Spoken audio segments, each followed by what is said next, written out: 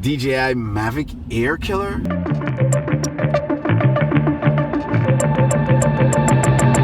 Look guys, I'm just having fun.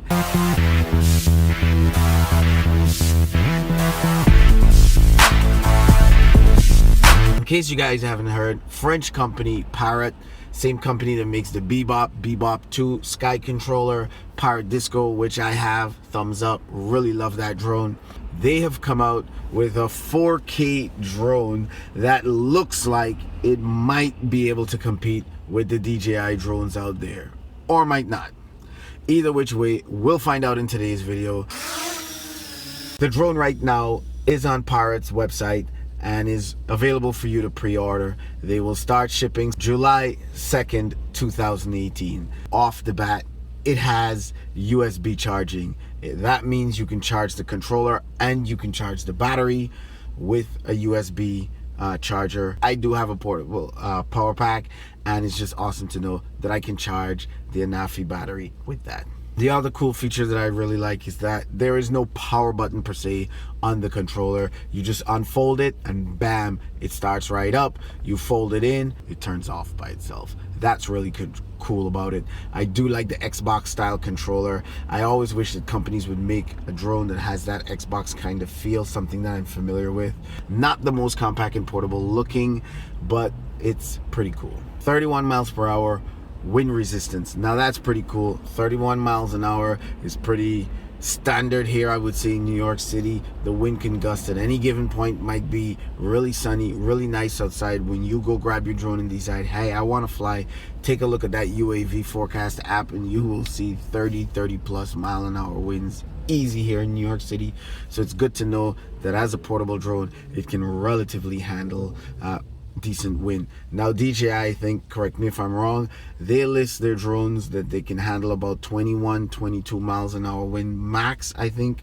However, in actual fact, when I was in Guyana, South America, the winds there were ridiculous. Had to be anywhere between 46 and 57 mile an hour winds. Mavic Pro, Mavic Air both handled it not well, but I did not feel like any one of them would get tossed out of the sky. Now, we all know that when companies say 25 minutes of flight time, that's ideal circumstances, probably with zero wind, indoors test, something to that effect, who knows. But if we get 21 minutes, 22 minutes, that's not bad. Mavic Air claims 20 minutes. I probably get about 14 minutes, 13 minutes when it's really a little windy outside and aggressive. Plus I only have one battery, which is pretty annoying. If I can get 20-21 minutes out of this drone, then it's definitely a big plus when it comes to the Mavic Air. And it's probably one of the few only good features that this drone has over the DJI Mavic Air. Bear in mind that will not be able to compete with the DJI Mavic Pro because that's an easy 26-27 minutes guaranteed. The camera is your standard half-inch sensor, which is nothing spectacular, nothing phenomenal. We're used to the half-inch sensors that the Mavic Pro comes with, that the Mavic Air comes with, and all the portable drones these days. No one has yet, even the Evo, which is scheduled to be out anytime soon. And I know this because I just saw in an Autel group that one of the people that won the free Autel Evo at CES 2018 actually received theirs yesterday. When they asked about what app they're going to fly it with, because they don't see the app in the App Store, they were told they were going to get an email link to the app so they can fly the drone. Nevertheless, they have received their drone yesterday, and that means that these drones have started producing. Anyway, that's another topic for another day. If you're an Autel fan, brace yourself. It's coming any day now. Back to the sensor and the camera. 2.4 f-stop. What does that mean? Average f-stop these days, 2.8, 2.6. That means it just lets a tad bit more light into the camera. I'm all for letting more light into the camera, especially when it comes to low light situations. It does take photos in JPEG and in RAW. So if you're a pro photographer, somewhat pro photographer with these compact drones, this will get the job done for you. One cool feature about this drone that I must say no other drone has today, up to today, is the 180-degree camera. That means the camera can scroll all the way up and literally look up right above it and scroll all the way down naturally like most drones can do and look directly below. This can make for some cool creative shots. So this feature is definitely super cool. However, it does come with a price.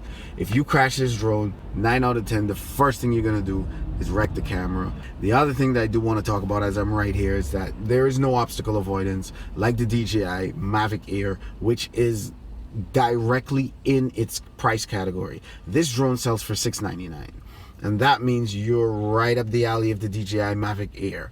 That technically is your competitor. Even though you can get a Mavic Pro roughly around that price, refurbished or whatever, the DJI Mavic Air sells brand new for $699. That's not the Fly More combo, just one battery. So technically, that is the Parrot Anafi's competition.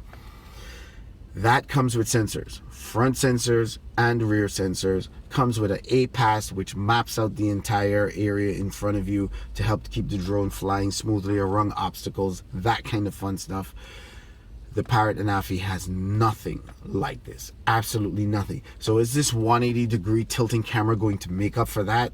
Well, you tell me. How important is it to get this 180-degree? As a matter of fact, I haven't heard anybody request or ask for this. Maybe nobody thought about it. I don't know. Share your thoughts. Here comes the catchy part, the gimbal. The gimbal, the gimbal. Is it 3-axis? Is it 2-axis? What really is it? Well, guess what? It's a mechanical gimbal, which is definitely a step up for the Parrot series. All of their drones have always carried 3-axis image stabilization, but they have never carried a gimbal. This one actually carries a mechanical gimbal, but guess what? It only carries a 2-axis mechanical gimbal. In case you're wondering what that's like the DJI Spark. Only has 2-axis mechanical gimbal. However, what this does have that the Spark doesn't have on top of the 2-axis mechanical gimbal is 3-axis electronic stabilization, and that means that it's doing a great job on top of the mechanics to help electronically stabilizing things.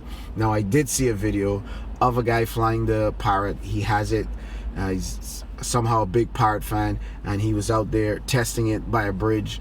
Really awesome footage, except for when he started spinning the drone on its axis. The footage looked kind of don't know the exact word to describe it, but it did not look cool. Not quite a jello effect, kind of a shaky, kind of a glitchy effect. So that I'm definitely not a fan of. I don't know if that's something between the mechanical and the electronic coming together and not quite meshing properly.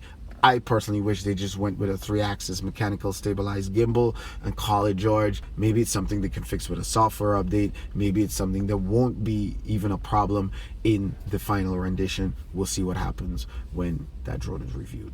Now, the drone does have a 21 megapixel camera, which is totally awesome. The more pixels, the better, generally speaking. It does 4K cinema series at 24 frames a second, and 4K also at 30 frames a second, and it does full HD at 60 frames a second, which is not bad. Typical things these kind of days. Now, one thing I do have to pick a little bone about is that 2018, you see the DJI Mavic Air's camera, as small and as compact as it is compared to your camera, which is, let's face it, gigantic looking compared to the Mavic Air's camera. The Mavic Air's camera has 100 megabit per second bit rate, which is totally awesome. You get much more details the higher the bit rate that you go. This camera on the Parrot Anafi only has an 80 megabit per second rate, which is better than the 60 megabits per second that the DJI Mavic Pro does, but it's still not up to par in terms of bit rate with the DJI Mavic Air. Top speed of this drone is 34 miles an hour. Now, if you're comparing this is not a comparison video. I'm just talking about the features because this is the latest drone that DJI came out with before the Parrot Anafi that's within the same price bracket. So this is why I'm talking about what you're getting, because if you need to make a decision within the price point of $699, these are your options. It's most likely the DJI Mavic Air or the Parrot Anafi or GDO2. Yeah, 34 mile an hour in sports mode compared to the DJI Mavic Air, which does about 42 miles an hour, roughly, give or take, maybe a mile or two off in sports mode.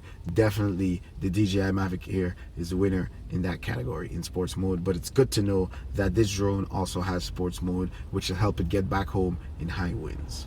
Check. It also has tracking and smart shots, boomerang, all these kind of shots are in there. I'll put a picture of all the shots that they listed on their website.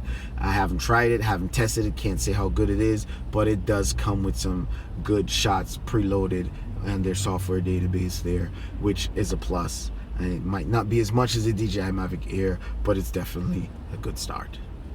Next, let's talk about lossless zoom. What is this feature about? Basically means you can zoom in almost 3 times, 2.8 actually, almost 3 times up to a building or to a bridge, which, you know, if you live in New York City, you can't really get too close to by law. This is a good feature because you can actually zoom in without losing any quality or any details in your photos or in your videos. So this is a pretty cool feature that the DJI Mavic Air or any drone like the GD002 in its price point does not come with.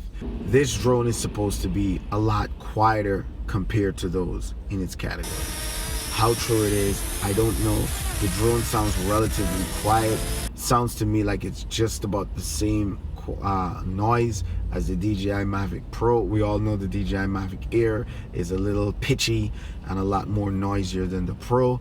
It sounds to me like it can pretty much, you know, go neck to neck with the Pro, unless I have my hands on the drone, can't really tell. But Parrot does claim that the drone is quieter. We'll have to see that.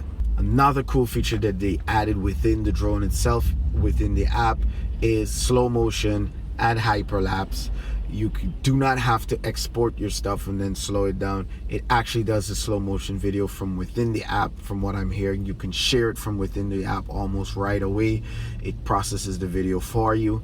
And also the hyperlapse, it does that as well from the app for you. So you can speed things up and have it done within the app, ready for sharing. So that's 2 pretty cool features that I'm excited about. One major concern for me living in a big city, and you should be concerned with too if you're living in an urban environment, interference is king. And the Parrot Anafi boasts to have 2.5 miles of range without any interference, which is not bad. However, how does it withstand interference? They say it has dual band 2.4 and 5 gigahertz. It doesn't say whether it's automatic or whether it's manual. You have to change it between signals. I'm assuming here that it's automatic. Don't know yet, more details as time goes on. 2.5 miles is not bad, but 2.5 miles, if you can do that under interference, would be absolutely awesome. Judging by the Sky Controller 2, which I have on my Parrot Disco, doesn't get me very far. I also know people who have the Parrot Bebop 2, and sometimes they'll get relatively far depending on where they are. If they're at a beach or somewhere that's open and they're headed towards out in the water, they'll probably get decent range, a couple thousand feet, 2,000-3,000 feet, maybe 4,000 max.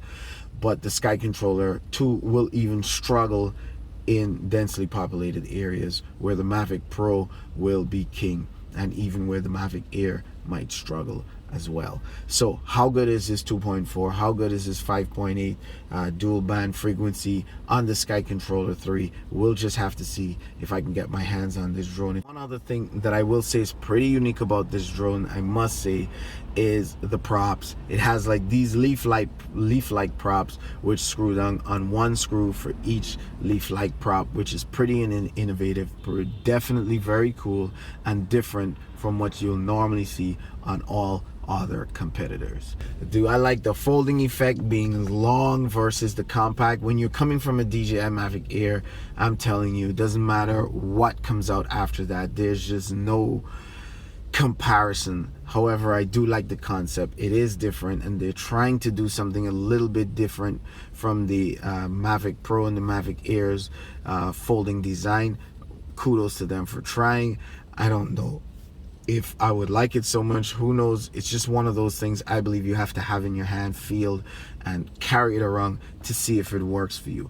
Guys, that wraps it up for me here talking about the Parrot Anafi. Do share your comments below. Let me know what you guys think. If you think this is a DJI Mavic Air killer, if you think this is a great alternative, because I know most people do not like the fact that DJI is recording all information. They can't take off where they want to, even though that might be a good thing. Some people are still worried about privacy, which is something we actually do not have anymore, in my opinion, in the United States of America. But either which way, some people really make it a big deal. They like that control. They like to know that they're not monitored in any way, shape, or form. They pay their money. They can do whatever they want with their products. Is this a big deal to you? Is this the drone you've been waiting for? Is this good enough for you? Are you a Parrot fan and you've been waiting for this? Are you just not fond of DJI because maybe you had a bad experience? Whatever it is, list your comments below. Let me know what you guys think, and let me know what you think about this drone.